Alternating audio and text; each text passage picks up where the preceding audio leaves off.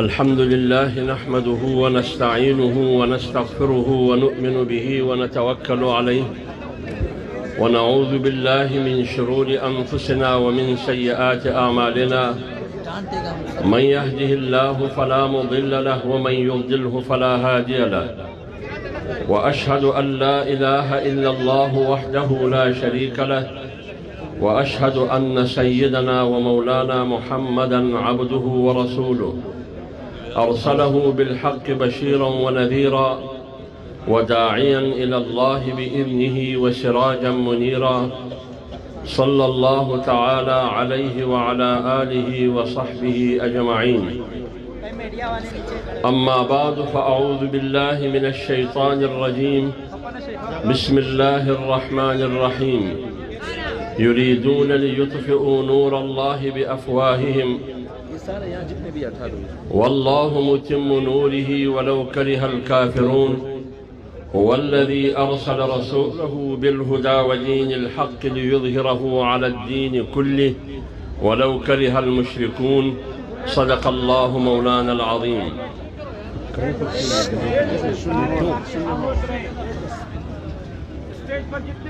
میرے محترم قابل قدر واجب الاحترام جمعیت علماء اسلام صوبہ سندھ کے جنرل سیکریٹری جناب مولانا راشد محمود سومرو صاحب اور بلدیہ ٹاؤن ہے کیا ہے اورنگی ٹاؤن کے ذمہ داران اور آج کے اس کانفرنس میں شریک جمعیت علماء اسلام کے ساتھیوں،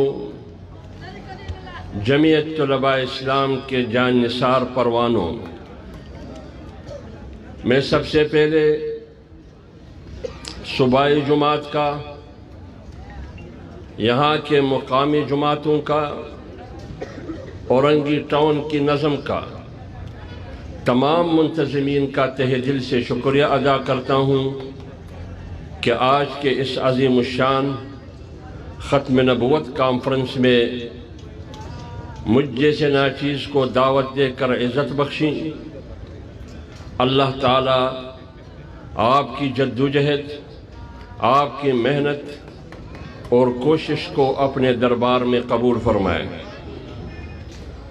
اور ہماری دعا ہے کہ اللہ تعالیٰ آج کی اس اجتماع کو ہم سب کے لیے نجات، مغفرت اور ساتھ دین کی غلبے کا ذریعہ بنا دے۔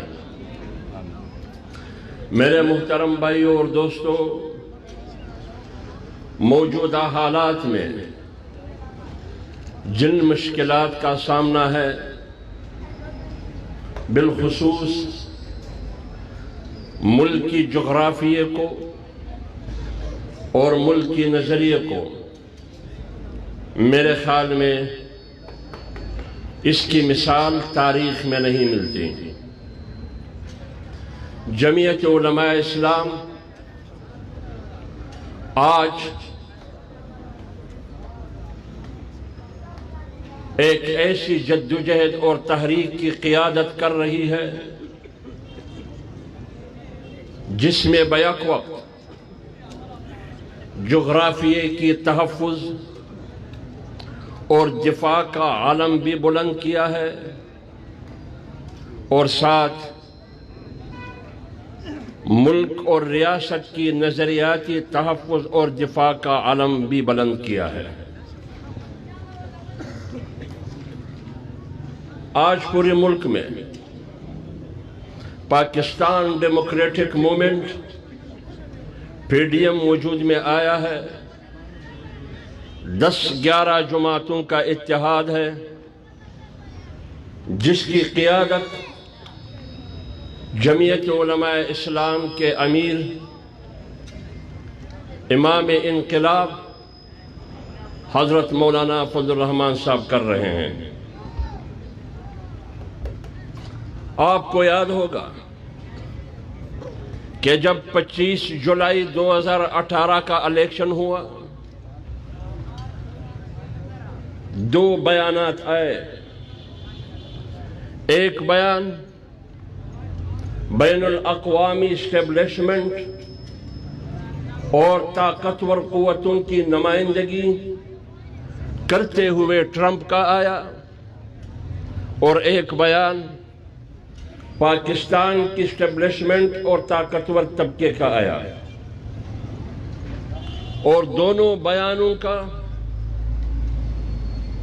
19-20 کا فرق ہے.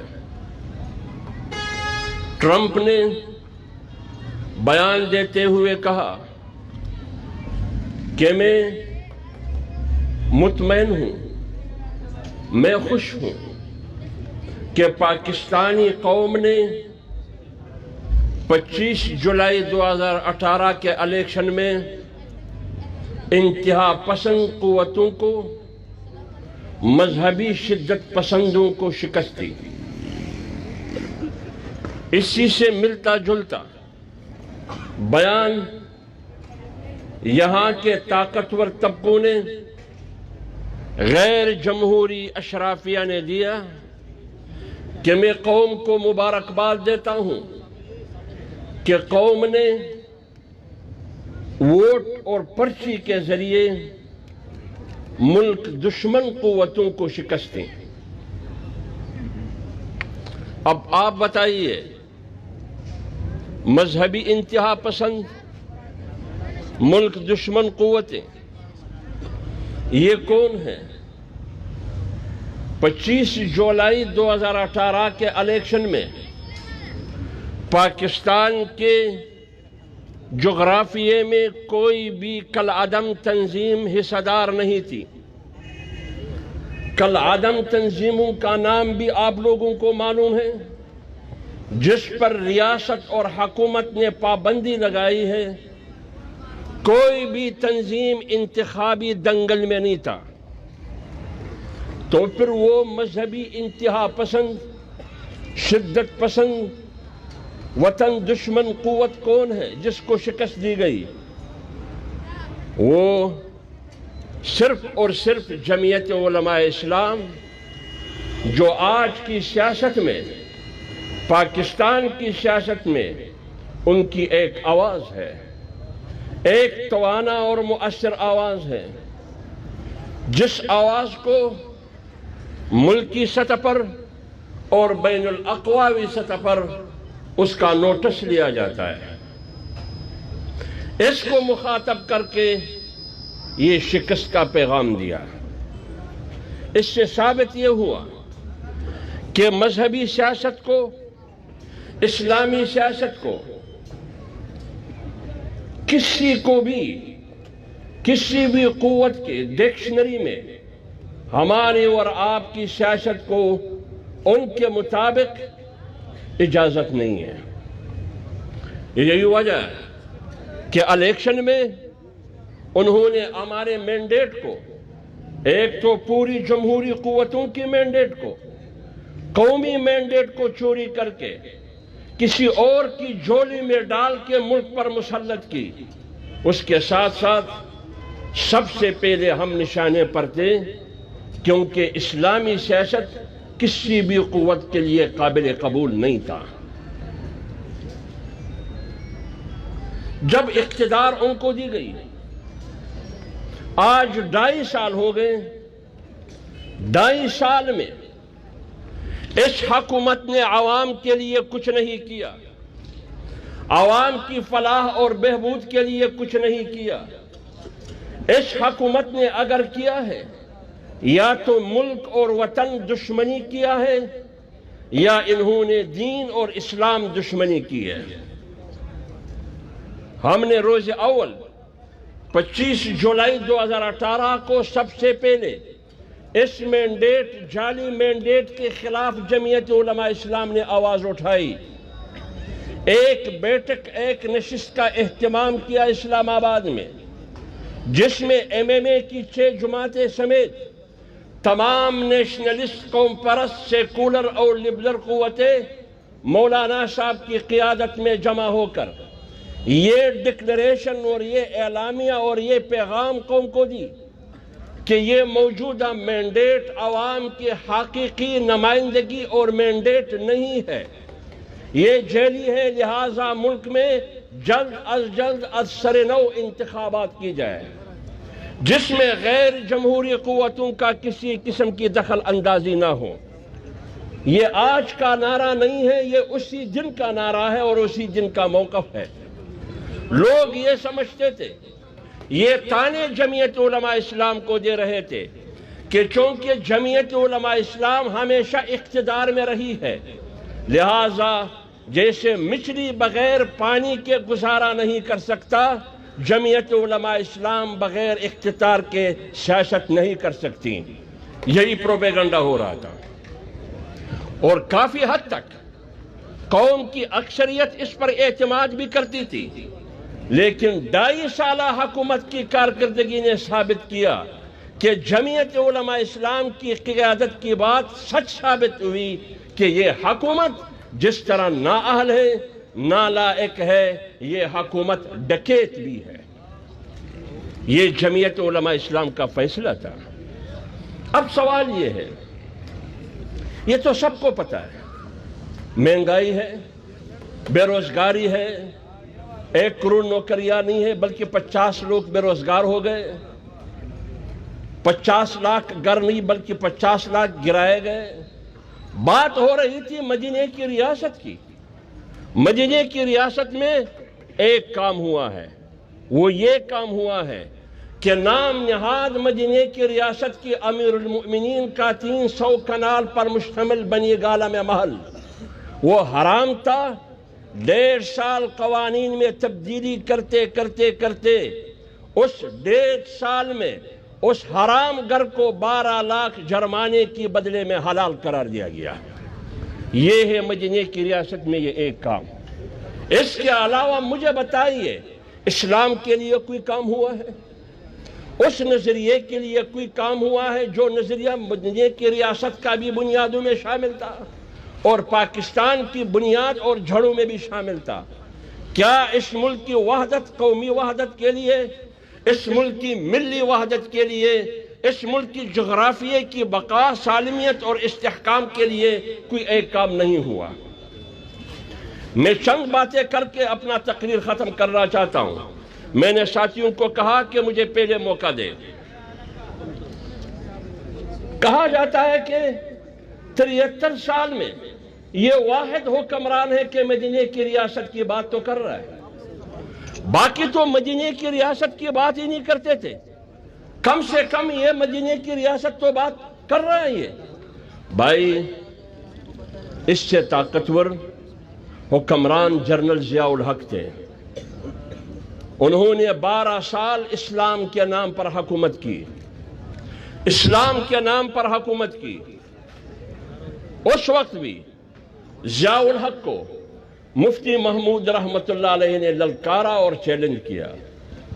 دنیا سے انتقال ہونے کے بعد حضرت مولانا فضل الرحمان صاحب نے MRD کا حصہ بن کے ضیاء الحق کی طاقت، اس کی حکومت، اس کی جھوٹے اسلام کے نعرے کو بھی مسترد کیا۔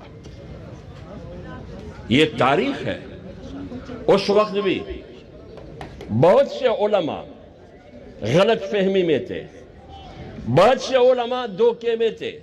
میں نام نہیں لیتا کسی بھی عالم کا، آپ تاریخ پڑھیے، اپنے بزرگوں سے پوچھئے کہ سن 1980 کی دہائی میں جب جنرل ضیاء الحق حکمران تھے، وہ کون سی مذہبی جماعت تھی جو ضیاء الحق رجیم کے خلاف برسر پیکار تھی، اور وہ کون سے علماء تھے جو ضیاء الحق کے ہاں میں ہاں ملا کے اس کو حضرت عمر فاروق کا لقب دیا کرتے تھے۔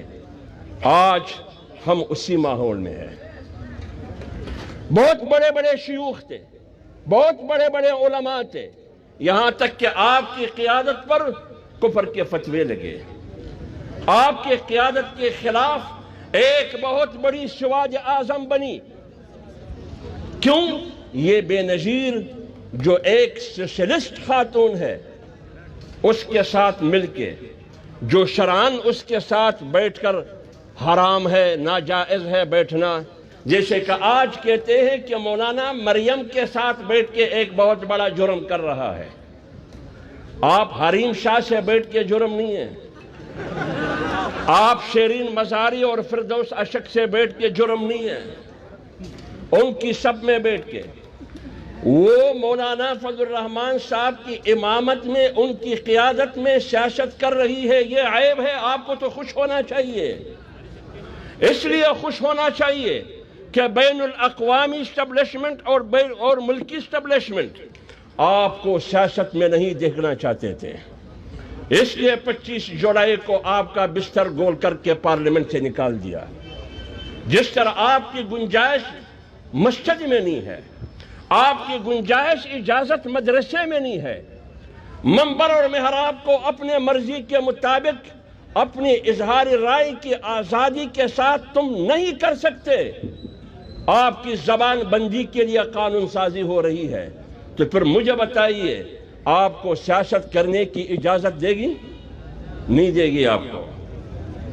تو اس لیے آج موجودہ صورتحال میں جب کہا جاتا تھا کہ مولانا 12واں کھلاڑی ہے، 12واں کھلاڑی کا مطلب یہ کہ وہ ادھر تماشیوں میں بیٹھا ہوا کرتا ہے، 11 کھلاڑی اندر کھیلتے ہیں مقابل کے ساتھ، لیکن آج تو وہ 12واں نہیں ہے بلکہ ٹیم کا کپتان ہے، وہ تو 12واں نہیں ہے۔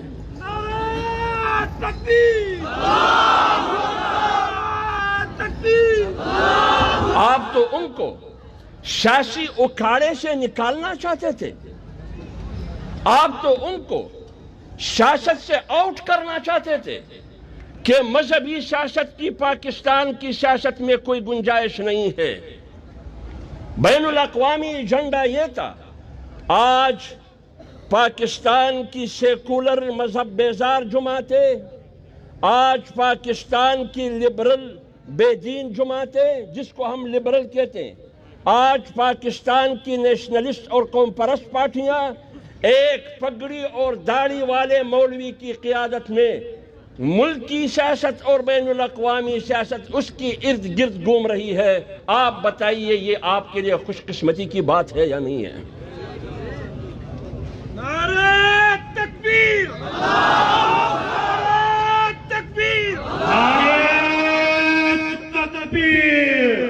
جہاں بھی ہم جاتے ہیں، میری بات سنیں، جہاں بھی ہم جاتے ہیں سوال کیا جاتا ہے کہ پی ڈی ایم کا کوئی نتیجہ نکلے گا یا نہیں نکلے گا؟ یہ پی ڈی ایم کی ضرورت ہی کیا ہے؟ یہ کس قسم کا اتحاد ہے؟ کیا ہوگا اس کا نتیجہ؟ یہ سوال نہیں کرنا چاہیے۔ اگر آپ سیاسی ورکر اور سیاسی کارکن ہے، سیاسی ورکر اور سیاسی کارکن کبھی بھی اس قسم کی سوالات نہیں کرتے۔ وہ کیا کرتے ہیں؟ وہ اس قسم کی تحریکات کو تاریخ کی پس منظر میں دیکھتے ہیں۔ آپ تاریخ میں ماضی میں جائیے، سن 1968 میں جنرل ایوب کے خلاف بھی ایک اتحاد بنی تھی اور پی ڈی ایم کے نام سے بنی تھی، پی ڈی ایم کے نام سے۔ اس تحریک میں بھی ہمارے اکابرین شامل تھے جنرل ایوب کے خلاف۔ ہم کیوں جنرل ایوب کے خلاف تھے؟ کیونکہ ملک میں آئین نہیں تھا، ملک میں قانون نام چیز کی کوئی چیز ہی نہیں تھی۔ ہم آئین چاہتے تھے، قانون چاہتے تھے۔ 20 سال سے ملک بغیر آئین کے چلتا ہے، لہذا اوپر سے ایک ڈنڈے والا حکمران جرنیل مسلط ہے 10 سال سے، لہذا آپ کو حکومت کرنے کا حق نہیں ہے۔ پھر یہ بتاؤ یہ P D M general Ayub کے خلاف کیوں بنی؟ یہ P D M general Ayub کے خلاف کیوں بنی بھائی؟ اور ہمارے اکابرین اس پی ڈی ایم کا حصہ کیوں بنے؟ نتیجہ کیا نکلا؟ ہم کیا چاہتے تھے؟ نتیجہ کیا نکلا؟ ہم چاہتے تھے ایک جمہوری حکومت، ایک آئین، ایک میثاق جمہوریت، میثاق پاکستان، دستور پاکستان ہم چاہتے تھے، آئین اور قانون ہم چاہتے تھے، لیکن ایک بلا سے تو جان چھوٹ کی جو جنرل ایوب تھے۔ دوسرا بلا آیا جنرل یحییٰ کی شکل میں۔ کیا ہم آرام سے بیٹھے؟ تاریخ پڑھیے نا۔ کیا ہم آرام سے بیٹھے یا جنرل یحییٰ کے خلاف بھی ہم نے تاریخ چلائی؟ اس کے خلاف بھی چلائی۔ 70 کے الیکشن ہوئے، اس کے نتیجے میں ملک دو لخت ہوا۔ 5 سال بھٹو نے حکومت کی۔ 77 میں پھر ایک اتحاد بنی، پاکستان قومی اتحاد، جو انگریزی میں اس کو PNA کہتے ہیں، پاکستان نیشنل الائنس۔ اس اتحاد کی قیادت کون کرتے تھے؟ اس اتحاد کی قیادت کون کرتے تھے سن 1977 میں؟ کون کرتے تھے وہ؟ مولانا مفتی محمود رحمت اللہ علیہ۔ پھر سوال یہ ہے کہ مولانا ان خربوزوں ان تربوزوں کی قیادت کیوں کرتے تھے؟ کیوں کرتے تھے بھائی؟ کیوں کرتے تھے؟ اکثریت یہ پارٹیاں سارے اس میں موجود تھی، کیوں کرتے تھے وہ؟ PNA اور پاکستان قومی اتحاد کی قیادت کیوں کرتے تھے؟ کیا وہ گناہ کبیرہ تھا؟ کیا وہ جرم تھا؟ اگر وہ جرم اور گناہ کبیرہ تو اس میں بھی شامل ہوں۔ تو آئیے بیت اللہ یا مسجد نبوی میں بیٹھ کے توبہ کرے کہ آئندہ ہم ایسا نہیں کریں گے، جو کیا ہم نے کیا وہ غلط کیا۔ کوئی اس کہنے کے لیے تیار ہے؟ کوئی بھی تیار نہیں ہے۔ تو اس وقت PNA کی قیادت مفتی محمود صاحب کر رہے تھے، تو آج اگر قیادت PDM کا مولانا فضل الرحمان کر رہا ہے، اس میں کون سا گناہ ہے؟ کون سا گناہ ہے اس میں؟ جرم کیا ہے اس میں؟ اگر یہ جرم ہے تو وہ بھی جرم تھا۔ اگر یہ جرم ہے تو 68 کا PDM میں جمعیت حصہ تھا، وہ بھی جرم تھا، ہمارے اکابرین جب حصہ تھے۔ پھر آئیے، باقی میں نہیں جاتا، اور بھی بہت سی باتیں۔ سن 1980 کی حکومت جنرل ضیاء کی حکومت تھی۔ ہم چاہتے تھے کہ نئی انتخابات ہو، تحریک چلی PNA کی۔ ہم چاہتے تھے کہ ملک میں انتخابات ہو کیونکہ دھاندلی ہوئی ہے، لیکن نتیجہ کیا ہوا؟ جب سیاسی قیادت مفتی محمود صاحب اور ساتھی اور ذوالفقار علی بھٹو ایک نقطے پر متفق ہوئے کہ الیکشن میں جائیں گے، جب ضیاء الحق کو پتہ چلا انہوں نے مارشاء اللہ لگایا۔ کیا ہم اس مارشاء اللہ کے ساتھ تھے یا اس کے خلاف ہم تھے؟ اس کے خلاف تھے نا۔ اس کا مقصد تو یہ نہیں ہے کہ 77 کی تحریک ہم چلا رہے تھے اس لیے کہ ہم ضیاء الحق کی صورت میں حکم چاہتے تھے، اس کا مقصد یہ تھا؟ نہیں تھا یہ مقصد۔ پھر مزے کی بات یہ ہے، 77 کی تحریک کے نتیجے میں ذوالفقار علی بھٹو کو پھانسی لگی یا نہیں لگی؟ جب 80 کے بعد MRD بنی، MRD میں پیپلز پارٹی بھی تھی اور جمعیت علماء اسلام بھی تھی، وہ پارٹیاں بھی تھی جو بھٹو کے خلاف تاریخ چلا رہی تھی۔ نصرت بھٹو نے نہیں کہا کہ میں مفتی محمود کے ساتھ نہیں بیٹھتا، یا ان کی مفتی محمود صاحب تو انتقال کر گئے، بات بنی تھی، پیغام آیا تھا غالباً شہرباز مزاری یا کون اس کے تھرو کہ مفتی محمود کو بھی ساتھ میں ملانا ہے اس ڈکٹیٹر کے خلاف۔ نصرت بھٹو راضی ہو گئی اس پر، لیکن مفتی محمود صاحب کا انتقال ہوا۔ پھر وہ فیصلہ جو مفتی صاحب نے کیا تھا اسی کو مولانا فضل الرحمان صاحب نے فالو کیا، MRD کا حصہ بن کے کس کے خلاف؟ مارشاء اللہ کے خلاف۔ اب آپ بتائیے، کیا یہ اعتراض نہیں ہو سکتا تھا کہ یہ پارٹیاں تو سارے بھٹو کے خلاف تاریخ چلا رہے تھے، آج میرے ساتھ مل کے جمہوریت کے لیے جنگ لڑ رہے ہیں؟ یہ کیا ہے؟ یہ کس قسم کی سیاست ہے؟ لیکن سیاسی قائدین کا ایک عظیم مقصد ہوا کرتا ہے، ایک عظیم مقصد جو جمہوری حکومت ہے، جمہور کی حکمرانی ہے، آئین کی بالادستی اور پارلیمنٹ کی سپریمیسی اور بالادستی اور قوت ہے۔ یہ اس جمہور کا حق ہے۔ اس عظیم مقصد کے لیے ان تمام پارٹیاں MRD کی پلیٹ فارم پر اکٹھے ہو گئے۔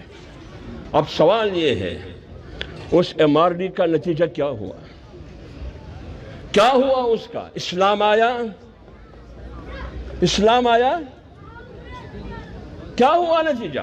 تو جب اسلام نہیں آیا تو پھر کیا میں سیاست چھوڑ دوں؟ ہاتھ ہاتھ پر رکھ کے حجرے میں بیٹھوں؟ پھر میں کیا کروں بھائی؟ میں نے اپنی جدوجہد کو تسلسل دینا ہے۔ 10 سال 12 سال ضیاء الحق کے خلاف جنگ لڑی گئی۔ 88 کی جہاز کے حادثے میں ضیاء الحق دنیا سے رخصت ہوا۔ 88 میں الیکشن ہوا، 12 سال 11 سال کے بعد۔ تو آج کا پی ڈی ایم اسی تاریخ میں دیکھے، اس اتحاد میں کیوں جمعیت علماء اسلام شامل تھی؟ اگر بات اسلام کی ہے تو کیا اسلام آیا؟ تو جب نہیں آیا تو بیٹھو اپنے اجروں میں، سیاست کیوں کرتے ہو؟ 88 میں الیکشن میں حصہ لیا، ہم پارلیمنٹ بھی گئے اور حکومتوں کا حصہ بھی بنے۔ پھر کیا ہوا؟ 12 اکتوبر 99 کو مشرف کا کو ہوا، مارشل لا آیا۔ کیا اس مارشل لا کے خلاف ہم روڈوں پر تھے یا نہیں تھے؟ ایم ایم اے کی صورت میں بھی تھے۔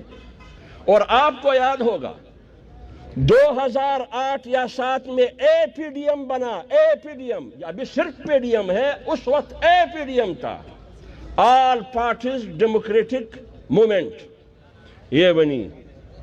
اس میں پیپلز پارٹی بھی شامل تھی، اس میں مسلم لیگ نواز بھی شامل تھی، اس میں جماعت اسلامی بھی شامل تھی، اس میں عمران خان بھی شامل تھے، اس میں جمعیت علماء اسلام بھی حصہ دار تھی۔ اس اے پی ڈی ایم کی پلیٹ فارم سے فیصلہ ہوا کہ ہم نے اسمبلیوں سے استعفیٰ دینی ہے۔ اس وقت میں خود منسٹر تھا، خیبر پختونخوا میں ایم ایم اے کی حکومت تھی، انہوں نے وہاں استعفیٰ دی، ہم نے بلوچستان اسمبلی سے استعفیٰ دی۔ کیوں دیا استعفیٰ؟ کس کے کہنے پر دیا تم نے استعفیٰ؟ نواز شریف کے کہنے پر؟ کیا بے نظیر کے کہنے پر؟ کس کے کہنے پر تم نے استعفیٰ دی؟ اگر وہ تحریک صحیح تھی تو آج کی تحریک کیوں غلط ہے بھائی؟ آج کی تحریک کیوں غلط ہے؟ اس پر تو آج تک کسی نے بھی معافی نہیں مانگی۔ وہ تاریخ ہم نے چلائی، اس کا نتیجہ کیا ہوا؟ نتیجہ یہ ہوا کہ 2002 کے الیکشن میں خیبر میں آپ کی حکومت بنی، بلوچستان میں اگرچہ حکومت کسی اور کی تھی، عملاً آپ کی حکومت تھی، اور سینٹ اور اسمبلی میں اپوزیشن کی اکثریت آپ کے پاس تھی۔ یہ اس جدوجہد کا نتیجہ تھا۔ پھر تو ہم واہ واہ کرتے تھے، زندہ باد ایم ایم اے اتحاد، زندہ باد اے پی ڈی ایم اتحاد، زندہ باد ایم آر ڈی اتحاد، زندہ باد پی این اے اتحاد، زندہ باد جنرل ایوب کے خلاف اتحاد، زندہ باد۔ لیکن آج اگر 10 پارٹیاں پاکستان ڈیموکریٹک موومنٹ کی قیادت میں، 10 پارٹیاں مولانا صاحب کی قیادت میں ایک رجیم کے خلاف برسر پیکار ہے، جو پاکستان کے نظریے کے لیے بھی خطرہ ہے، پاکستان کے خطے کے لیے بھی خطرہ ہے، پاکستان کی معیشت کے لیے بھی خطرہ ہے، آپ بتائیے یہ اتحاد جائز نہیں ہے؟ اس پس منظر میں دیکھیں نتیجہ کیا ہوگا؟ جدوجہد ہمارا کام ہے، تحریک چلانا ہمارا کام ہے، ایک مقصد کے لیے، نتیجہ اللہ پر چھوڑنا ہے۔ نتیجہ اس کا کیا ہوگا؟ اب کیا خطے کو دشمنی ہے؟ ملک 3 چیزوں پر کڑی ہے، ایک جغرافیہ، ایک نظریہ، نمبر 3 معیشت۔ اگر ان 3 میں ایک میں انہوں نے کوئی قابل ذکر کام کیا ہے تو جو سزا چور کی ہے وہی سزا میری ہے۔ ملک کی جغرافیے کے لیے کیا ہے؟ پاکستان کی جغرافیے کی سیاست مقبوضہ کشمیر کی ارد گرد گھوم رہی ہے۔ کیا مقبوضہ کشمیر کس کا ہے؟ کشمیریوں کا ہے آج؟ کیا مقبوضہ کشمیر آج کشمیریوں کا نہیں ہے؟ 5 اگست 2019 کو نریندر مودی نے فیصلہ کیا کہ مقبوضہ کشمیر میرا حصہ ہے، اور 73 سال کے بعد کیا۔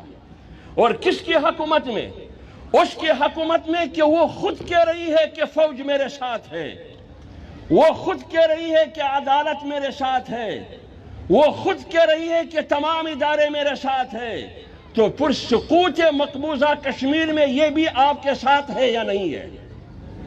یا تو وہ اپنا پوزیشن واضح کر دے کہ مقبوضہ کشمیر 73 سال میں ہم ان سے الگ نہیں ہوا، ان کی مستقل حیثیت ختم نہیں ہوئی، لیکن 73 سال کے بعد مقبوضہ کشمیر دلی نے اپنا حصہ بنا دیا، اور یہ تقسیم ہند کا فارمولہ ہے، تقسیم ہند کا اس قرارداد کا حصہ ہے جو اقوام متحدہ میں پڑا ہے کہ مقبوضہ کشمیر کی فیصلے کے بغیر پاکستان مکمل نہیں ہے، پاکستان کی جغرافیہ بھی مکمل نہیں ہے۔ جب مقبوضہ کشمیر آپ کا رہا نہیں تو آپ کا جغرافیہ کہاں چلا گیا؟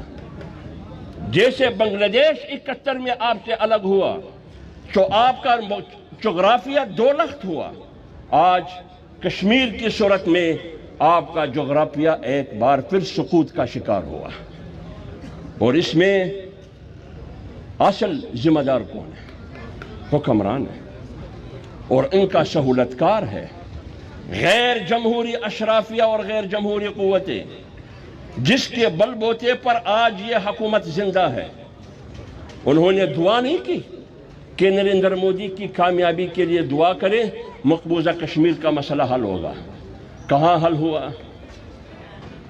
آپ کی منشور میں یہ ہے کہ مقبوضہ کشمیر کی مسئلے کا حل یہ ہے کہ ان کو 3 حصوں میں تقسیم کرے، مقبوضہ جموں کشمیر ہندوستان کا، گلگت بلتستان آزاد کشمیر پاکستان کا، لداخ چین کا۔ یہ عمران خان کی منشور میں شامل ہے۔ پھر آپ بتائیے یہ جغرافیے کا دوست ہے یا جغرافیے کا دشمن ہے؟ یہ دشمن ہے۔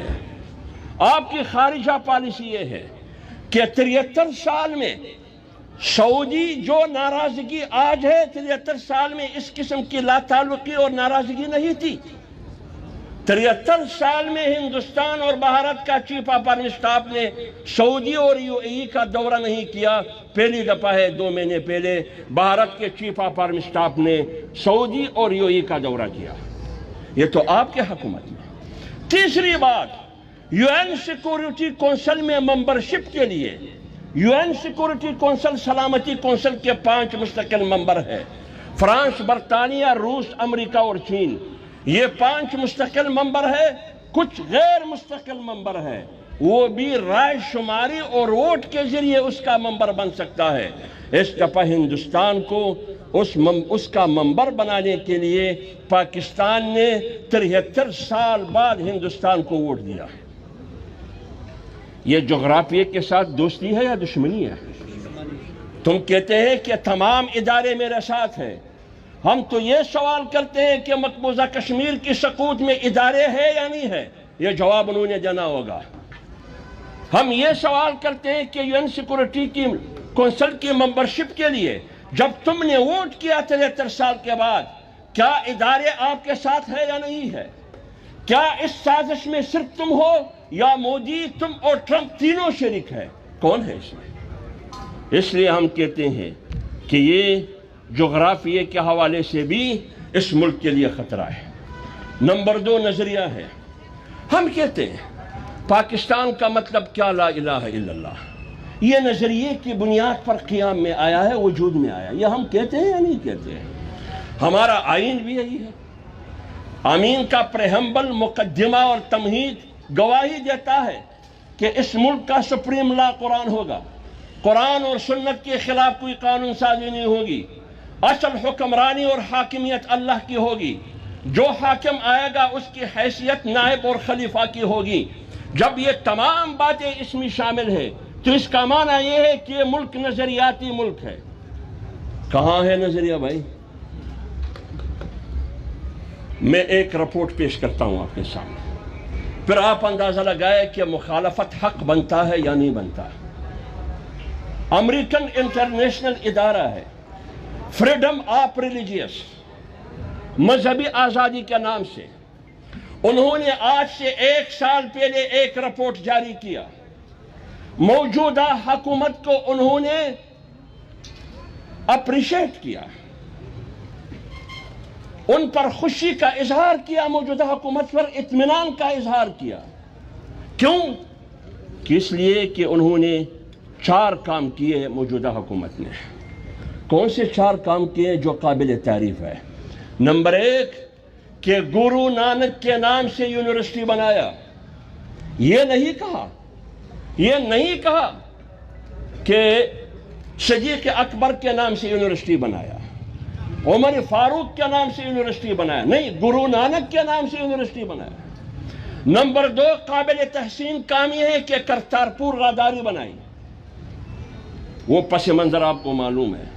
نمبر 3 اس لیے قابل تحسین ہے کہ پاکستان میں مندروں کی تعمیر کے لیے، ہندوؤں کی مندروں کی تعمیر کے لیے، ان کی تزئین کے لیے کروڑوں اربوں روپے ڈیولپمنٹ کے مد میں رکھے ہیں، اس لیے یہ حکومت قابل تحسین ہے۔ نمبر 4 سب سے بڑھ کر اس لیے قابل تحسین ہے کہ انہوں نے توہین رسالت کے مرتکب آسیہ مسیح کو رہائی دی، اس لیے یہ قابل تحسین ہے۔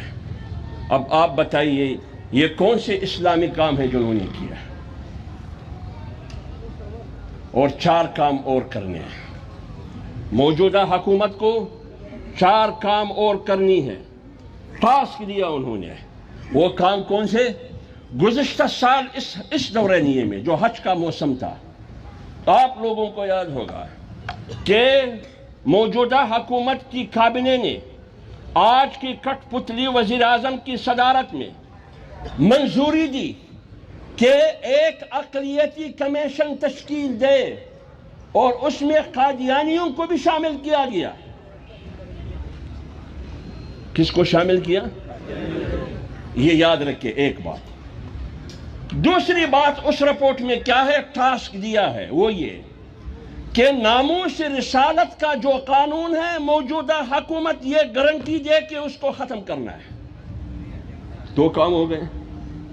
نمبر 3 298C جس کے مطابق قادیانیوں کو دعوت تبلیغ کی اجازت نہیں ہے، اس قانون کو ختم کرنا ہوگا۔ نمبر 4 یہ ٹاسک دیا ہے کہ جتنے بھی گستاخ رسول جیلوں میں بند ہیں ان سب کو رہائی دے۔ پھر یہ انکوں کا تارا ہے یہ حکومت۔ آپ بتائیے اقلیتی کمیشن کی تشکیل ہوئی یا نہیں ہوئی؟ گزشتہ سال ہوئی یا نہیں ہوئی؟ ہوئی۔ اچھا رپورٹ میں کیا لکھا کہ اقلیتوں کی کمیشن کی تشکیل نو کرو، امریکہ کے رائے میری ہدایات کے مطابق، میرے ڈائریکشن کے مطابق، میرے انسٹرکشن کے مطابق، میری شرائط و رسولوں کے مطابق۔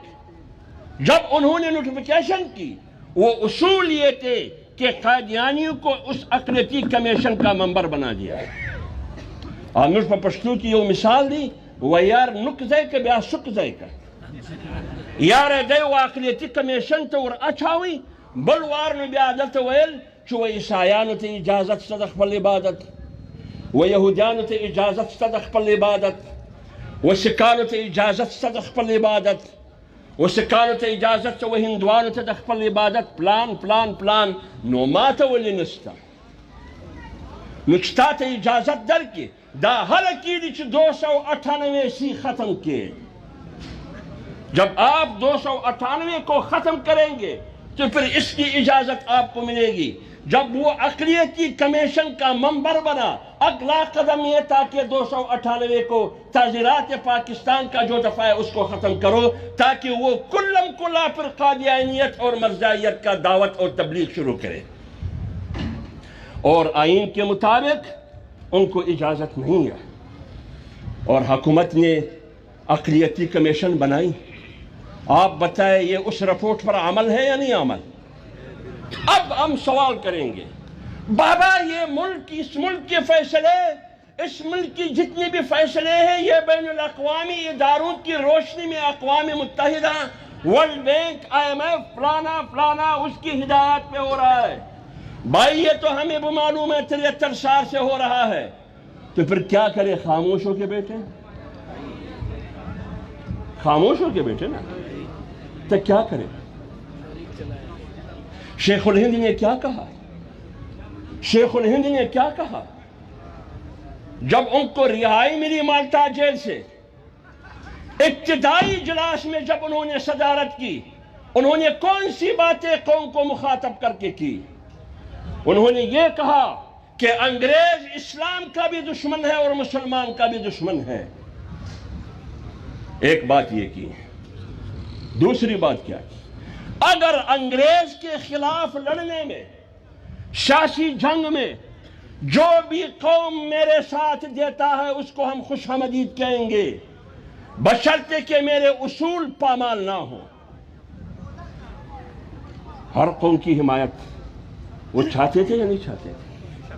جب وہ تشریح کے ریشمی رومال چلا رہے تھے، کیا اس میں ہندو شامل تھے یا نہیں شامل تھے؟ اس میں سکھ شامل تھے یا نہیں شامل تھے؟ شامل تھے۔ تو پھر تو شیخ الہند کا فلسفہ کہاں گیا؟ انہوں نے کہا کہ صحابہ کے زمانے میں جہاز نہیں تھا، توپ بھی نہیں تھا، ٹینک بھی نہیں تھا، راکٹ لانچر کلاشنکوف بھی نہیں تھا۔ یہ تو ہم تفسیر کہتے ہیں، لیکن جنگی ساز و سامان نہیں تھے جو آج ہے۔ وہ جنگی ساز و سامان آج کا کیا ہے؟ کلاشنکوف، جنگی جہاز، B-52، MiG-18، F-16 یہ نہیں تھی، یہ ہمارے پاس نہیں تھی۔ تو پھر کیا کرے؟ تو صحابہ کے زمانے میں یہ نہیں تھے، آج ہے، تو یہ بدعت نہیں ہے؟ یہ بدعت ہے؟ یہ کہاں سے حلال ہوا بھائی؟ یہ کہاں سے حلال ہوا؟ تو اگر اس وقت یہ چیزیں نہیں تھی، آج اگر یہ چیزیں کسی ریاست اسلامی کے پاس ہو، کیا وہ دشمن کے خلاف یہ وسائل استعمال کر سکتا ہے یا نہیں؟ لیکن میرے خلاف نہیں ہے۔ پھر میرا احتیاط کیا ہوگا؟ میرا احتیاط کیا ہوگا انگریز کے خلاف؟ اور یہ بات بھی سن لے، حق ہمیشہ بے سر و سامان ہوتا ہے۔ کیا فرعون کے مقابلے میں موسیٰ بے سر و سامان نہیں تھا؟ کیا نمرود کے مقابلے میں ابراہیم بے سر و سامان نہیں تھا؟ کیا قیصر اور کسریٰ کے مقابلے میں پیغمبر بے سر و سامان نہیں تھا؟ کیا ابو جہل اور ابو لہب کے مقابلے میں پیغمبر کے پاس کیا تھے؟ کیا منصور اور معتصم کے خلاف امام ابو حنیفہ بے سر و سامان نہیں تھے؟ کیا اکبر مغل کے مقابلے میں مجدد الفسانی بے سر و سامان نہیں تھے؟ کیا کچھ درباری مولوی ان کے ساتھ نہیں بیٹھے تھے، ابو الفضل اور فیضی جیسے مولوی؟ کیا شیخ الہند اور قاسم نانوتوی جب تاریخ ریشمی رومال اور 1857 کی جنگ آزادی لڑ رہے تھے، اس کے پاس کیا تھی؟ بے سر و سامانی کے علاوہ اور کچھ بھی نہیں تھے۔ لیکن پھر بھی انہوں نے کیا کہا کہ ہم نے انگریز کے خلاف لڑنا ہے۔ اور صدارت کس کی؟ جمعیت علماء ہند کی۔ بنا کب؟ 24 نومبر سن 1919 کو۔ اور غالباً پہلے اجلاس کی جو انہوں نے صدارت کی، غالباً نومبر یا ستمبر کا مہینہ نومبر کا 18، 19، 20 کا اس اجلاس کا اعلامیہ یہ ہے۔ اور تیسرا اس اجلاس کا نقطہ کیا تھا؟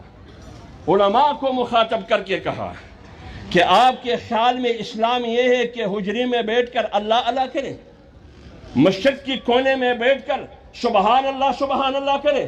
نہیں، جو بھی اس کو اسلام سمجھتا ہے اور اسلام یہاں تک محدود کرتا ہے، یہ اسلام کے چہرے کو مسخہ کرنے کی کوشش کر رہا ہے۔ یہ اسلام کے منہ اور چہرے پر سیاہ دبا ہے، یہ بیٹھنے کا وقت نہیں ہے۔ اب آپ بتاؤ، آج کی انگریز امریکہ اور یورپ اسلام اور مسلمان کی دشمن ہے یا نہیں ہے؟ آج ہمارے پاس جہاز، بندوق، بارود، توپ، تپنگ نہیں ہے۔ ہمارے پاس کیا ہے؟ اقوام کو متحد کرے، جدوجہد کرے، جلوس کے ذریعے، مظاہرے کے ذریعے، جلسے کے ذریعے، جو شیخ الہند نے کہا وہی ہم کر رہے ہیں بھائی۔ جو شیخ الہند نے کہا وہی ہم کر رہے ہیں۔ 1861 میں ڈاکٹر ولیم کو وائسرائے برطانیہ نے کیا کہا واشرائی برطانیہ نے 1861 کو ڈاکٹر ولیم میور کو کہا تھا کہ بتاؤ مسلمانوں کی طاقت کو کس طرح ختم کرنا ہے. یہ تو درد سر بن چکا ہے. جاؤ گھومو پھرو. آیا رپورٹ پیش کی, 4 باتیں کی, 4 میں 3 پیش کرتا ہوں. 4 باتیں کی, غور سے سنیے. نمبر 1, اگر آپ نے مسلمانوں کی طاقت اور قوت کو ختم کرنی ہے اور آرام اور سکون سے حکومت کرنی ہے, ایک مضبوط حکومت, اپنے حکومت کا استحکام اور قوت چاہتے ہو, تو قرآن ان کے ٹیبل پر ان کے سامنے پیش کیا کہ جب تک یہ قرآن اس خطے میں ہو تم مسلمانوں کو زیر نہیں کر سکتے. کیا آج کا رجیم قرآن کا دشمن ہے یا نہیں ہے؟ انہوں نے 3 لاکھ نسخے جمع کر کے جلا دیے وائسرائے برطانیہ نے. آج آپ کے قرآن کو جلایا جا رہا ہے. فیٹف اور IMF اقوام متحدہ کی ہدایات کی روشنی میں قانون سازی کے ذریعے میں کس طرح اس حکومت کو مدینہ کی ریاست کا حکومت کہوں کہ وہ فائنینشل ایکشن ٹاسک فورس کے ہدایات پر اسمبلی کے ریکارڈ پر موجود ہے. وہ کہتے ہیں کہ یہ قانون سازی اس لیے کر رہا ہوں کہ financial action task force FATF کہہ رہا ہے کہ یہ قانون سازی کرو. اس قانون سازی کے نتیجے میں کیا؟ مساجد کے اختیارات کو کنٹرول کرو, مدارس کے اختیارات کو کنٹرول کرو, وقف املاک ایکٹ کی صورت میں کنٹرول کرو. اور فیٹف نے یہ شرط بھی لگایا ہے کہ مدارس کو سکولوں میں تبدیل کرے یا ہسپتالوں میں. آج جو آپ کے 5 وفاق کے مقابلے میں 5 وفاق بنائے گئے, یہ فائنینشل ایکشن ٹاسک فورس امریکہ کی ہدایات ہے. آپ کو کمزور کرنے کے لیے, انتشار پیدا کرنے کے لیے یہ بنا رہے ہیں. تو کیا یہ مدینہ کی ریاست ہے؟ انہوں نے کہا آپ نے کمیشن تشکیل دی امریکہ کے کہنے پر, ہم مخالفت کریں گے. نمبر 2, انہوں نے کہا ناموس رسالت کا قانون ختم کرے. ان کے وفاقی وزیر ہے, اس کا نام ہے حماد اظہر. انہوں نے باقاعدہ سینٹ میں آئینی ترمیمی بل پیش کی کہ ناموس رسالت کا جو قانون ہے اس کو غیر مؤثر یا ختم کیا جائے. لیکن جب سٹرائک ہوا, احتجاج ہوا, ملک سے باہر پارلیمنٹ کے اندر, جس کی قیادت جمعیت علماء اور تمام مذہبی حلقے اس میں شامل تھے, کیا وہ واپس ہوئے یا نہیں ہوئے؟ ہدایات کس کی تھی؟ اس امریکن رپورٹ کی جو فریڈم آف ریلیجیس کے نام سے انہوں نے جاری کیا تھا. کیسے ہم نہ کہے کہ یہ بین الاقوامی ایجنڈے کی تکمیل کے لیے آیا ہے؟ سوال تو بنتا ہے یا نہیں بنتا؟ تیسری بات کیا کی؟ تیسری بات انہوں نے یہ کی کہ 298 کو ختم کر دیں تاکہ قیدیانیوں کو دعوت اپنے مذہب کے مطابق اجازت ہوں. اور چوتھی بات انہوں نے یہ کی کہ وہ تمام گستاخ رسول جو جیلوں میں بند ہیں ان سب کو رہا کرو. اس میں 4-5 باقاعدہ بائی نیم نام میرے سامنے شامل ہے, رپورٹ بھی موجود ہے. اس میں سے ایک کو رہائی دی یا نہیں دی؟ آسیہ کو. یہ کس قسم کی مدینہ کی ریاست ہے؟ کیا کہتے ہیں کہ میں اسرائیل کو تسلیم نہیں کر رہا؟ آپ کے ایک خاتون پارلیمنٹ نے آج سے 1.5 سال پہلے پارلیمنٹ میں کھڑی ہو کے انہوں نے کہا کہ اگر پوری دنیا میں بالخصوص مشرق وسطی عرب ممالک میں سکون اور امن خوشی چاہتے ہو امت مسلمہ کی, عرب کی, اس کا حل یہ ہے کہ اسرائیل کو تسلیم کرے اور بیت المقدس مسجد اقصی یہودیوں کے حوالے کریں۔ آپ تسلیم نہیں کریں گے نا؟ آپ تو یہی کہتے ہیں نا، رنگیلا تو یہی کہتا ہے، محمد شاہ رنگیلا یہی کہہ رہا ہے کہ ہم تسلیم نہیں کریں گے۔ جب آپ تسلیم نہیں کریں گے، اس خاتون پارلیمنٹ نے جب یہ آواز اٹھائی اس کے خلاف آپ نے کوئی نوٹس لیا؟ نہیں۔ کوئی کارروائی کی؟ نہیں۔ کیا کیا تم نے؟ بلکہ آپ نے ڈیولپمنٹ فنڈ میں 50 کروڑ روپے بھی دیے اس کو۔ یہ مدینے کی ریاست ہے۔ اس لیے ہم کہتے ہیں کہ یہ ملک، یہ حکومت جغرافیے کے لیے خطرہ ہے، یہ نظریے کے لیے خطرہ ہے، اور یہ معیشت کے لیے بھی خطرہ ہے۔ یہ آپ نے سنا ہوگا کہ پاکستان کی شریعت کورٹ میں ایک کیس چل رہا ہے سود کے حوالے سے، تقریباً 30-35 سال سے چل رہا ہے۔ آج اس حکومت نے 1 مہینے پہلے درخواست دیا ہے کہ یہ جو کیس آپ چلا رہے ہیں سود کے خلاف، یہ تم نہیں چلا سکتے، آپ کے پاس اتنا قانونی آئینی اختیار نہیں ہے۔ کیا مطلب؟ مطلب یہ کہ سود کرنے دو، سود کرنے دو۔ تم نے تو کیس چلانا چاہیے تھا کہ کیس کا فیصلہ جلدی کرے، مدینے کی ریاست کا تقاضا ہے، لیکن تم کہتے ہو کہ نہیں، سود کو کرنے دو، تمہیں اختیار نہیں ہے فیصلہ کرنے کی۔ یہ ہے مدینے کی ریاست۔ مدینے کی ریاست میں تم اسلام آباد کے حدود اور ٹیریٹری تک تمام وقف املاک تم نے کنٹرول میں لے لیا۔ ایک بات اور، ایک ایسی قانون سازی کی کہ امریکہ کو پہلی دفعہ، مغرب اور یورپ کو، غیر ملکی ایجنسیوں کو پہلی دفعہ پارلیمنٹ میں قانون سازی ہوئی، اجازت دی گئی کہ جو بھی غیر ملکی ایجنسی اور ادارہ ہو وہ کسی کو بھی کسی بھی وقت اٹھا سکتا ہے۔ مولوی کو بھی اٹھا سکتا ہے، کاروباری کو بھی اٹھا سکتا ہے، زمیندار اور جاگیردار کو بھی اٹھا سکتا ہے۔ بزنس مین، کاروباری آدمی کو اس لیے اٹھائیں گے کہ یہ منی لانڈرر ہے، منی لانڈرنگ میں ملوث ہے، یہ پیسے دہشت گردی کے مد میں تقسیم کر رہے ہیں، اس لیے ان کو ہتھ کڑی ڈال۔ مولوی کیوں؟ یہ مدرسے کے ذریعے انتہا پسندی اور دہشت گردی پھیلا رہے ہیں، اور ایسا اٹھانا ہے کہ اس کے خلاف تم اپیل بھی نہیں کر سکتے، اپیل بھی نہیں کر سکتے۔ اور مسجد سے اٹھائیں گے جو وقف املاک ایکٹ منظور کیا ہے، 6 مہینے تک مولوی یا مولوی کا کوئی وکیل، کوئی رشتہ دار کسی بھی عدالت میں اس کو چیلنج نہیں کر سکتا۔ اب آپ بتائیے، یہ اسلام دشمن حکومت ہے یا اسلام دوست حکومت ہے؟ یہ مساجد اور مدارس کا دشمن ہے یا دوست ہے؟ بابا مدینے کی ریاست میں تو مساجد آباد ہوتے تھے، ایک ہی مسجد نبوی، عدالت بھی، GHQ بھی، جرنل بھی وہاں سے ہو کے جاتا تھا دشمن کے مقابلے کے لیے، اور قرآن بھی وہاں پڑھایا جاتا تھا، امامت بھی وہاں کرائی جاتی تھی، دعوت بھی وہاں سے دی جاتی تھی، قیصر اور کسریٰ کو پیغام بھی وہاں سے دیا۔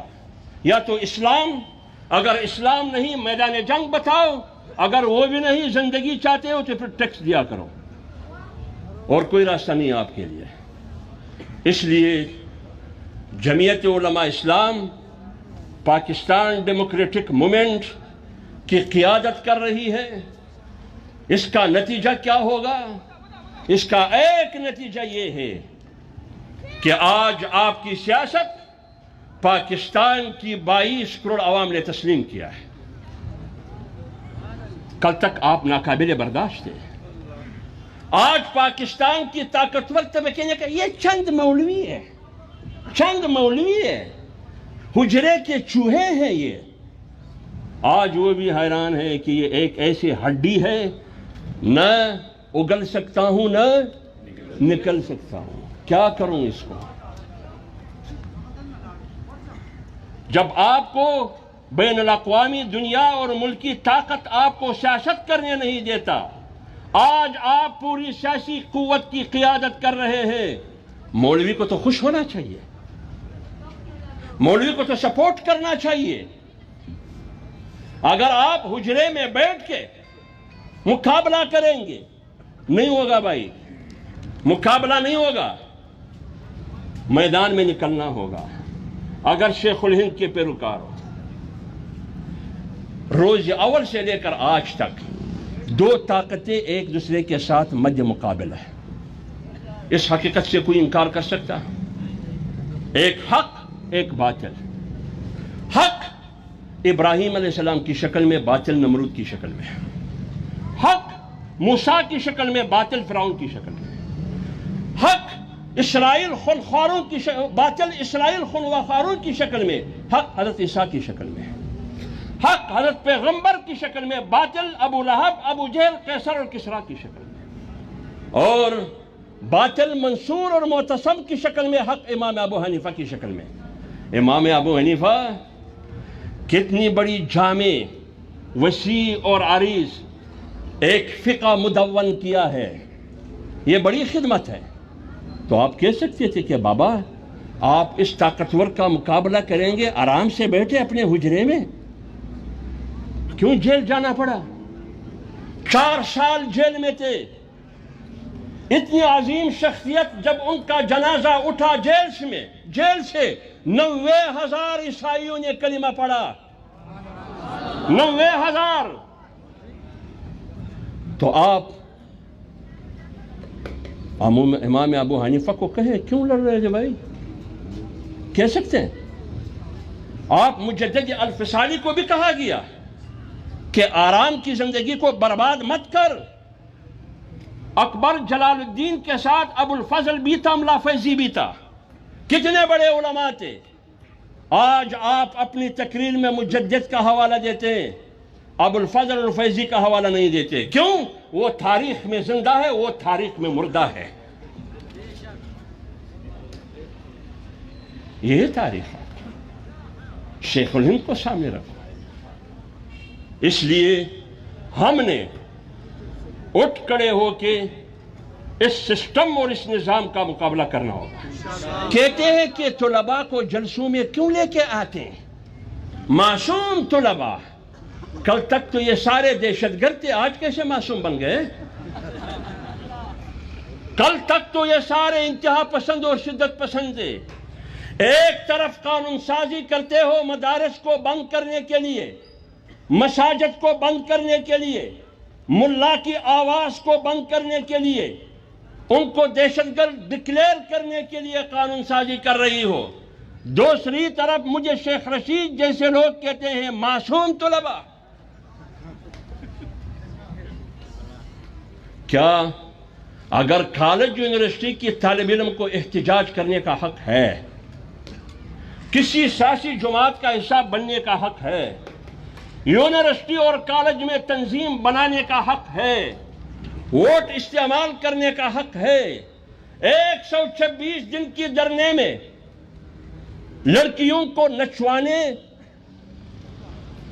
اور ان کی رقص و سرود میں اس کے ذریعے ڈگڈگی بجانا، یہ ان کا حق ہے آپ کی سیاست میں۔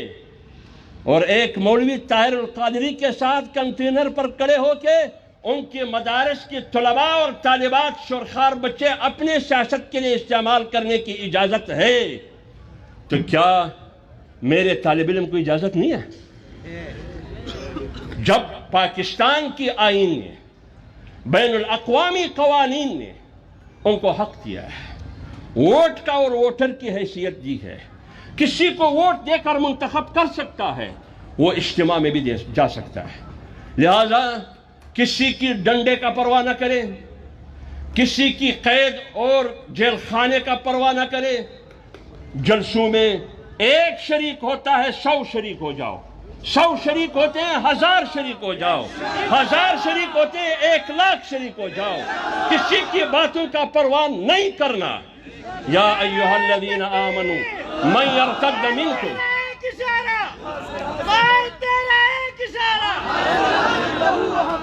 لبیک لبیک اللہم لبیک لبیک لبیک اللہم لبیک. دیکھیے میں نے بھی 25 جولائی کو الیکشن لڑا. سب سے پہلے ڈنڈا میں نے اٹھایا. اسی وجہ سے میں نے شہریت ختم کر دی گئی. کوشش کی انہوں نے کہ انہوں نے وزارت کی ہوگی کہیں کرپشن کچھ نہیں ملا. کوئی اثاثے جائیداد کچھ نہیں ملا. ایک اکاؤنٹ تھا اس میں 4000 روپے تھے کچھ نہیں ملا. پھر کیا کیا انہوں نے؟ شریعت کینسل کی. کیوں کی؟ میرا باپ پاکستانی ہے. وہ کہتے ہیں جس نے میری شریعت ختم کی کہتے ہیں تیرا باپ پاکستانی ہے. آپ کی جتنی بھی خاندان ہیں وہ سارے پاکستانی ہیں. تم پاکستانی نہیں ہو. پھر میں کیا ہوں بھائی؟ میں باپ کو کہیں کچرادان سے ملا, کسی کوڑا کرکٹ سے ملا. یہ ہے پوری ریاست. آج بھی میں آپ کے سامنے کھڑا ہوں, خدا گواہ ہے. آج بھی عمران خان کی ہدایت پر پیمرا کو کہا گیا ہے کہ کسی بھی میڈیا چینل پہ حمداللہ کو نہیں بلانا. جب یہ میرا مقابلہ نہیں کر سکتا, جب یہ میرا مقابلہ نہیں کر سکتا, میں کیا ہوں؟ میری حیثیت ایک ادنا ورکر اور کارکن کی ہے. میرا مقابلہ نہیں کر سکتا تو وہ مولانا فضل الرحمان اور 22 کروڑ عوام کا مقابلہ بھی نہیں کر سکتا. اور یہ جو میں اتنا بڑا آدمی نہیں ہوں. میں بہت سالوں پہلے میں کہا کرتا تھا, میں نے کہا حکومت کی سازش یہ ہے کہ وہ وفاق اور جمعیت کو آپس میں کوشش کریں گے عدم اعتماد کا فضا پیدا کریں. ان کی یہ کوشش ہے, اس میں تو وہ ناکام ہو گئے. پھر اس کے بعد انہوں نے بار بار کہا کہ ان 5 کو 1 بناؤ, لیکن اب حکومت نے 5 کو 10 کر دیا. یہ کیا ہے؟ تم نے تو فرقواریت کو ختم کرنا تھا, تم نے فرقواریت میں اضافہ کیا. اگر آپ مدینے کی ریاست چاہتے ہو, دایا گز دایا میدان. اسلامی نظریاتی کونسل کے ہزاروں سفارشات پاکستان کے پارلیمنٹ کے الماریوں میں پڑے ہیں. کل شروع کرے کہ قانون سازی اس کے مطابق ہوگا. نیس کواله چې د فیل زړه ورکړي د زمري زړه ورکړي بیا هم ګیدړه ده. نیس کواله وما علینا الا البلاغ.